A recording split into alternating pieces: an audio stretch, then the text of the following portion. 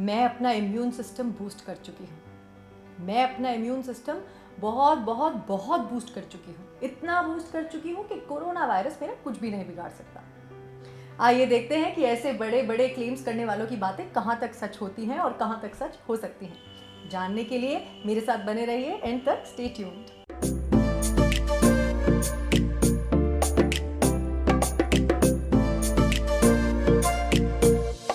नमस्कार दोस्तों, मैं हूं आपकी दोस्त doctor Medha Kapoor and I hope आप सब सेफ और साउंड होंगे।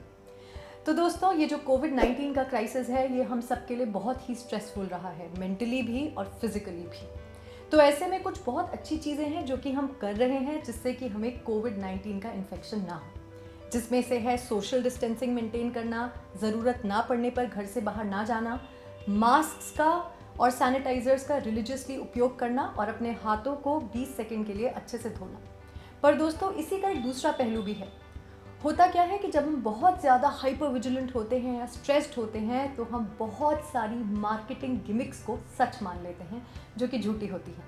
तो आजकल मैंने कई लोगों को देखा है कि वो मल्टीविटामिन सप्लीमेंट्स और इम्यूनिटी को बूस्ट करने वाले सप्लीमेंट्स को खरीद के अपने शेल्फ्स को भरते चले जा रहे हैं। तो दोस्तों, आज के हम इस वीडियो में देखने वाले हैं कि क्या वाकई ये हेल्पफुल है। क्या ऐसा हो सकता है कि किसी सप्लीमेंट को खाने से हमारी इम्यूनिटी इतनी बूस्ट हो जाए कि हमारा कोरोना वायरस कुछ भी ना बिगाड़ सके। तो इसको इन्वेस्टिगेट करने से पहले समझते हैं कि इम्यूनिटी या हमारी बॉडी का इम्यून सिस्टम, या हिंदी में जिसे हम कहते हैं रोग प्रतिरोधक क्षमता, ये होती क्या है। तो दोस्तों, हमारी इम्यूनिटी, हमारे शरीर का इम्यून सिस्टम, हमारी रोग प्रतिरोधक क्षमता, वो कैपेबिलिटी होती है हमारी बॉडी की कि जब हमारी बॉडी में कोई बैक्टीरिया, वायरस, कोई और पैथोजन या फिर कोई एक टॉक्सिन आकर अटैक करे तो हम कितनी आसानी से उसे बाहर खदेड़ सकते हैं जिससे कि हम बीमार ना पड़ें। तो दोस्तों, ये इम्यून सिस्टम बड़ी स्ट्रॉन्ग चीज़ साउंड करती है और शायद ये सुन के आपको लगा हो कि भाई इम्यूनिटी जितनी ज़्यादा काम करे उतना ज़्यादा हमारी हेल्थ के लिए अच्छा है। तो दोस्तों, ऐसा नहीं है। हर चीज़ की अति खराब होती है और इसी तरह से इम्यून सिस्टम की हाइपर एक्टिविटी के भी बहुत नुकसान हैं। आपको कुछ बीमारियों के नाम बताती हूँ जिन्हें कि सुनकर आपको शायद ये विश्वास भी नहीं होगा कि ये इम्यून सिस्टम की हाइपर एक्टिविटी की वजह से होती हैं। इनमें है type 1 diabetes, rheumatoid arthritis, lupus और मल्टीपल स्क्लेरोसिस। तो होता क्या है दोस्तों कि हमारा इम्यून सिस्टम जब सही तरीके से काम कर रहा होता है तो उसमें अपने दोस्तों को और दुश्मनों को डिस्टिंग्विश करने की प्रॉपर्टी होती है, यानी कि वो ऐसी चीज़ों के अगेंस्ट अटैक करता है जो कि हमारे शरीर को नुकसान पहुंचा सकती हैं, जैसे कि बैक्टीरिया, वायरस और पैथोजेंस एंड टॉक्सिन्स। बट जो हमारे शरीर के अपने ऑर्गन्स हैं, सेल्स हैं और टिश्यूज़ हैं, उन पर वो अटैक नहीं करता। पर जब हमारा इम्यून सिस्टम हाइपर एक्टिव हो जाता है और ऑटो इम्यून डिजीजेस जब हमें होने लगती हैं तो हमारा शरीर हमारे ही खुद के टिश्यूज़, ऑर्गन्स और सेल्स को अटैक करने लगता है, जिससे खतरनाक बीमारियां होती हैं। तो मैंने आपको ये बताना इसीलिए ज़रूरी समझा कि जब आप विश मांगें कि मेरा इम्यून सिस्टम अच्छा काम करे तो ये ना बोलें कि वो हाइपर एक्टिव हो जाए, बोले कि वो हेल्दी काम करे।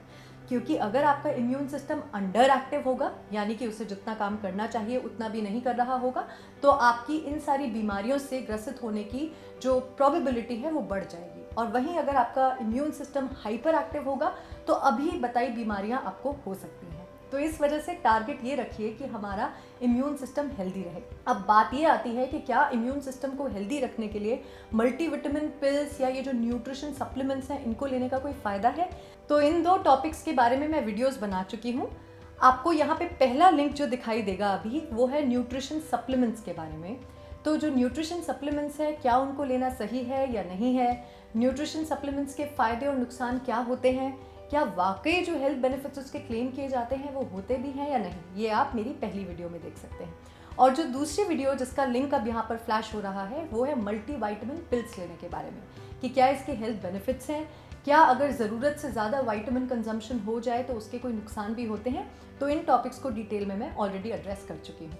अब रही बात इम्यून सिस्टम को सही तरीके से फंक्शन करते रहने के लिए हमें क्या क्या चीज़ें करनी है। तो जैसा मैं आपको हमेशा बोलती हूँ कि कोई जादू की छड़ी नहीं होती जो कि एकदम घूम जाएगी और सब ठीक हो जाएगा। ये मेहनत का काम है और इसके कोई शॉर्टकट्स नहीं है। अगर कोई आपको शॉर्टकट्स बता रहा है और बेच रहा है तो आप समझ सकते हैं कि आपके साथ क्या हो रहा है।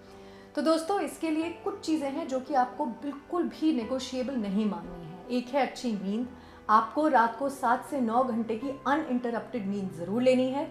अगर आपको सोने में दिक्कत आ रही है तो आप गूगल पे टाइप करके चेक कर सकते हैं टर्म स्लीप हाइजीन, कि आप ऐसे क्या क्या मेजर्स ले सकते हैं जिससे कि आपको नींद आने में दिक्कत ना हो।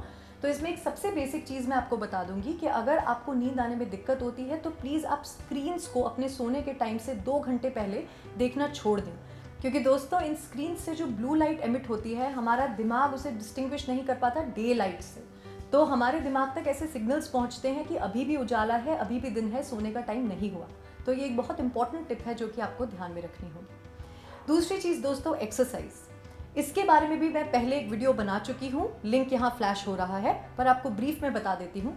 जो WHO है, वर्ल्ड हेल्थ ऑर्गेनाइजेशन, वो रेकमेंड करते हैं कि हमें कम से कम एक हफ्ते में 150 मिनट की moderate intensity aerobic physical activity करनी चाहिए। तो इसके बारे में डिटेल्स आप इसी वीडियो में देख सकते हैं, आप जान जाएंगे। और दूसरी बात कि आपको फिजिकली एक्टिव भी रहना है। अब लोग अक्सर मुझसे पूछते हैं कि फिजिकल एक्टिविटी और एक्सरसाइज में क्या फ़र्क है। देखिए, मान लीजिए कि आप एक पानी का ग्लास लेने के लिए गए, तो आपने क्या किया, आपने की फिजिकल एक्टिविटी। उसी तरह से अगर आपने कपड़े सूखने के लिए बाहर डाले, आपने की फिजिकल एक्टिविटी। पर ये एक्सरसाइज से कैसे डिफरेंट है? ये एक्सरसाइज से इस तरह से डिफरेंट है कि जब आप फिजिकल एक्टिविटी कर रहे होते हैं तो आप एक्टिवली एक्सर्ट नहीं कर रहे होते कि मेरा एंड गोल है कि मुझे हेल्दी होना है, इसीलिए चलो मैं भाग के जाता हूँ पानी का ग्लास लेने के लिए। ऐसा नहीं होता। तो ये रोज़मर्रा की एक्टिविटी होती है और एक्सरसाइज होती है जो कि रेपिटेटिव है, स्ट्रक्चर्ड है और एक गोल के साथ है, और इन दोनों की ही अपनी बहुत इंपॉर्टेंस होती है। अब आपके दिमाग में सवाल आया होगा कि हम फिजिकल एक्टिविटी कितनी करें। जो इसकी आइडियल रिकमेंडेशंस हैं वो फुलफिल करना तो बहुत ही मुश्किल है कि हर 30 मिनट बैठने के बाद 3 मिनट के लिए मूव अबाउट कीजिए।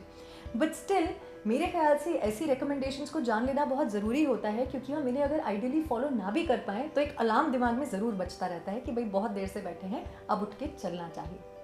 तीसरी चीज़ दोस्तों, डाइट। और इसी को मैं फोकस रखने वाली हूँ अपनी अगली वीडियो का, कि हमारा जो खाना है वो किस तरह से होना चाहिए और एडिशनली हम क्या ऐसी चीज़ें ले सकते हैं जो कि हमारे किचन में ही अवेलेबल हैं, जो कि सो कॉल्ड मार्केट वाले सप्लीमेंट से कहीं ज़्यादा इफेक्टिव, सस्ती और टिकाऊ है। तो दोस्तों, इससे अगली चीज़ जो कि बहुत ही ज़्यादा इम्पॉर्टेंट है वो है हमारे इमोशंस का मैनेजमेंट। क्या आप जानते हैं कि जब हम बहुत स्ट्रेस्ड होते हैं हमारी बॉडी में कॉर्टिसोल नाम के हार्मोन की सर्ज होती है, और ये कॉर्टिसोल हमारे इम्यून सिस्टम के फंक्शन को भी हैम्पर करता है।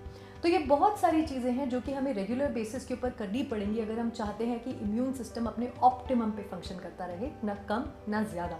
तो दोस्तों, टू कंक्लूड मैं बस आपसे यही बोलूँगी कि आप सप्लीमेंट्स को एक मैजिक पिल कंसिडर मत कीजिए, क्योंकि बहुत से लोग ऐसा करते हैं कि सप्लीमेंट्स खाते रहते हैं, फिर सोशल डिस्टेंसिंग भी ठीक से फॉलो नहीं करते, सारी प्रिकॉशंस भी ठीक से नहीं करते, क्योंकि उनको लगता है कि सप्लीमेंट्स खाने से वो अब कवर हो चुके हैं, उनको एक बिल्कुल शील्ड मिल गई है कि कोरोना वायरस अब उनको प्रभावित नहीं कर सकता।